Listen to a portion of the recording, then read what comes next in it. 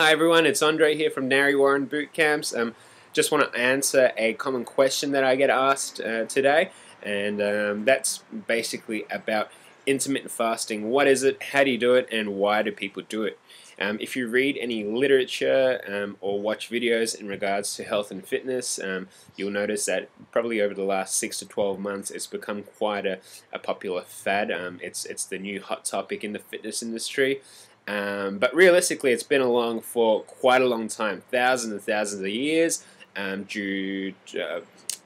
revolving more around self-control, spirituality, a way of exiting the body, or means through which you can exit your body with the long-term fasting, but also because if you go far back enough, there was no other option. There just wasn't enough food around, so intermittent fasting was what you had to do. For example, you would have to, let's say you were hunting and you didn't find anything for 3 days, that was a 3-day fast, and once you did find something you could eat, then you would pretty much fill up on that, so you'd have a refeed period. So that's the basic concept of intermittent fasting, a period of no feeding versus a period of refeeding. Anytime anyone is talking about intermittent fasting, most likely, let's say person A and person B are both talking about intermittent fasting, it's very likely that they both have different views and a different concept of what intermittent fasting is, just because it's a very loose term. Now, if you think about the average person who goes to sleep around 7 or 8 o'clock and then wakes up around 7 or 8 o'clock, unless you're eating throughout the night, you're going to be intermittent fasting for around roughly a 12-hour block every single night, and that's part of the reason why you wake up and you feel hungry. Okay, what I found works well for my body is playing around with the 24-hour window. So within 24 hours.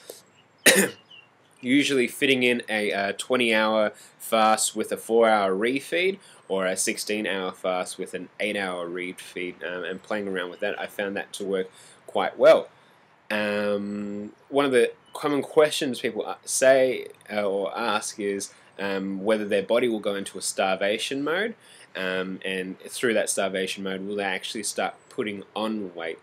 Theoretically, and research has shown this, you can go for up to 72 hours before you start to go into that starvation mode, start storing fat, and start breaking down proteins as a source of fuel. So unless you're going for lengths of time longer than 72 hours, you should be okay.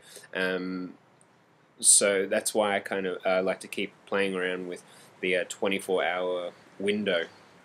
Now, some of the benefits that intermittent fasting brings, one of the main benefits, so when you don't eat for a period of time, you'll notice that you get that kind of hunger feeling.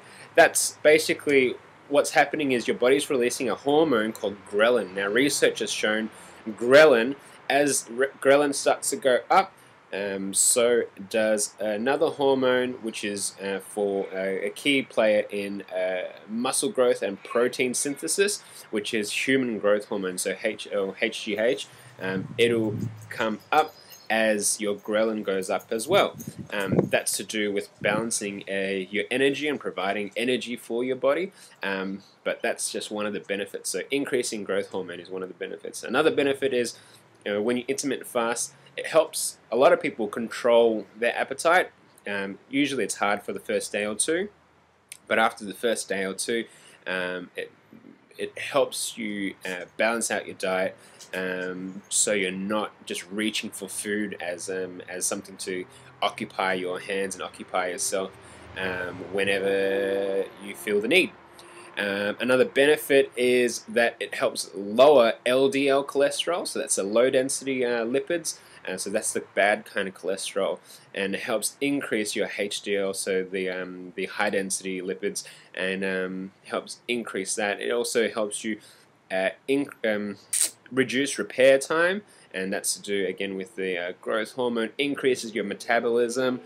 So really it's got a lot of benefits, and if you haven't tried it, it's something that you should research a little bit more about and play around with before you go straight into it. It does, the effects and the benefits do differ from male to female, but really it depends on whose literature you're reading, and once again, as I said before, it really depends on what time frame you're playing with, because you can get to lengths of time that can be damaging for both female and males. So it's more so about understanding your body and being able to read the signs and symptoms of whether you're pushing your body too far. It's the same as if you're working out too often and running yourself into the ground. You'll know. So that's it on intermittent fasting. If you have any other questions, don't hesitate to visit our Facebook page. It's facebook.com/NariWarrenBootcamps, and ask me any questions you want there.